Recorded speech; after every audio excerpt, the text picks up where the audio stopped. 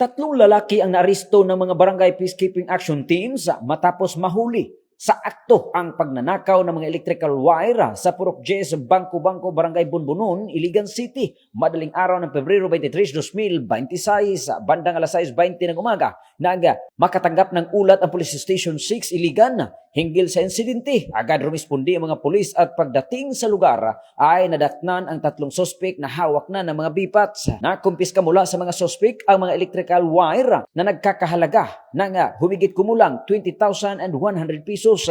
Isang pares ng pliers, isang pocket knife, isang Samsung cellphone, 2 sling bag at 2 motorsiklo. Ang mga sospek ay naharap na ngayon sa kasong pagnanakaw at kasalukuyan pa nga nasa kustodiya ng Police Station 6 Iligan para sa dokumentasyon at pagsasampa ng kaukulang kaso. Mula dito sa Campo Alagar, ako po ang inyong Police News Network correspondent mula sa Regional Public Information Office ng Police Regional Office 10, Corporal Joel Lazaro Subsuban, alagad ng batas, tagataguyod ng balitang pulis.